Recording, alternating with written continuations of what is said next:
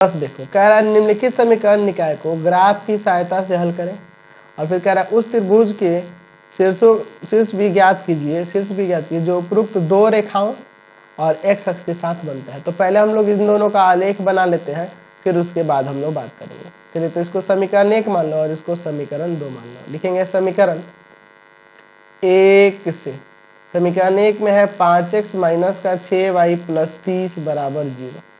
यहाँ से 5x बराबर लिख सकते हैं ना 6y माइनस का 30, यानी कि x बराबर हो जाएगा 6y माइनस का 30 और बटा में 5। चलो ठीक है। अगर हम यहाँ y बराबर रखते हैं 0, तो x बराबर हो जाएगा 6, y की जगह क्या रखना है 0 और माइनस 30 और बटा में 5, यानी कि ये देखो ये तो 0 हो गया, बच गया माइनस 30 बटा में 5, 6 बार में कट जाएगा, माइनस का 6 आ गया x का मान। अच्छा, y बराबर 5 रखें तो x बराबर हो जाएगा 6 गुना 5 माइनस 30 और बटा में आपका है 5। तो ये 6 5 30, 30 में से 30 गया 0, 0 बटा 5 का मतलब क्या है 0। चलिए, तो हमने एक यहाँ से दो हल निकाल लिए, तो यहाँ पे इसका चार्ट बना के इसको दिखा देते हैं, फिर हम लोग दूसरे वाले समीकरण को लेकर चलेंगे। तो आप ऐसे ही मेहनत करते रहो, बस सही तरीके से आप आसानी से समझ जाओगे सब कुछ। एक्स वाई देखो, आप यहाँ देखो, हमने y की जगह पहले 0 रखा है तो x का माइनस का 6, y की जगह जब 5 रखा है तो x का 0। ठीक है। चलिए, अब देखते हैं समीकरण 2 से।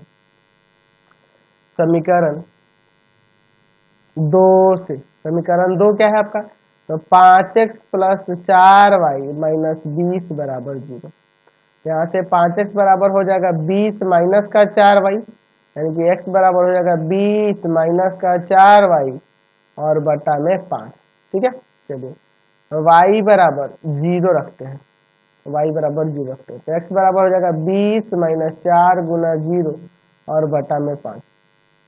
तो ये तो 0 हो गया, बच जाएगा 20 बटा 5, यानी कि 4 आ जाएगा। x का मान क्या आ गया, यहाँ 4 आ गया। ठीक है। अब y बराबर कुछ और लिखते हैं, तो मान लेते हैं y बराबर 5 पर, तो x बराबर हो जाएगा 20 माइनस 4 गुना 5 और बटा में 5। तो ये भी 5 का 20, ये 20 में से 20 गया 0 बटा 5, यानी कि 0 आ गया। चलिए, इसका भी यहाँ पे हम लोग चार्ट बना लेते हैं और फिर इनका ग्राफ देखा जाएगा। चलो ठीक है। तो आप बस ध्यान दो, पढ़ाई पर ढंग से ध्यान दो। आपको पता ही है हम लोग के अदर चैनल के भी बारे में। चलिए, तो सभी चैनल को सब्सक्राइब कर लेंगे, जिसका लिंक मैंने डिस्क्रिप्शन में दिया है अदर चैप्टर का भी। चलिए, देखते हैं एक्स वाई। यहाँ पे आते हैं x का 4 तो y का 0, है ना, y 0 रखे तो x 4 आया है। अच्छा, y 5 रखे हैं तो x का आपका 0 आ गया है, ठीक है। चलिए, अब इसका हम लोग ग्राफ बनाते हैं यहाँ पर। चलो तो देखो, यहाँ पे हम लोग ले लेते हैं ग्राफ पर, ये आपका x एक्सिस हो जाएगा। ठीक है। चलिए, और यहाँ पर थोड़ा लंबा खींचना होगा क्योंकि 6 तक गया है ना, x का माइनस 6 तक गया है, इसलिए बड़ा खींचना होगा यार। चलो, यहाँ पे ये y एक्सिस के लिए हो जाएगा। ठीक है। यहाँ ले लेते हैं x, यहाँ पे आपका x डैश, यहाँ है y और नीचे ले लेते हैं आप y डैश। ठीक है।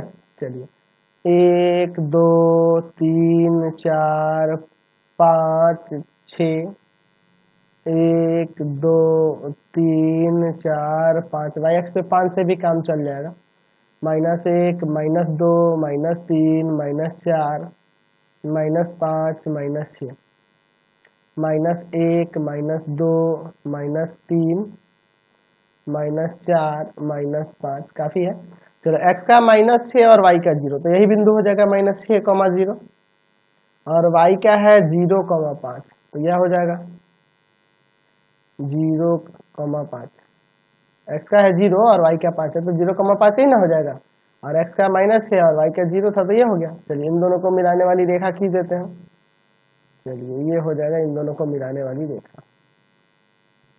ठीक है। चलो, तो यहाँ पे दर्शा देते हैं, यहाँ पे ये, इसका समीकरण भी लिख देंगे। इसका समीकरण है 5x - 6y + 30, 5x - 6y + 30 बराबर में 0। ठीक है। चलिए, अब देखते हैं इसके बाद 4 0, x का 4 y का 0, और फिर 0 5 यानी x का 0 y का 5, तो यही बिंदु हो जाएगा। तो इन दोनों को भी मिलाने वाली रेखा कुछ इस तरह से ही ना आएगी, यही हो जाएगा इस तरह से। क्लियर है? चलिए भैया इसका भी हमने ग्राफ खींच दिया। और इसका समीकरण क्या है? तो इसका समीकरण है 5x + 4y - 20। 5x + 4y - 20 बराबर में 0। ठीक है, तो यहाँ पे प्रतिच्छेद करा तो यही ना इसका हल हो जाएगा, x बराबर 0 और y बराबर 5।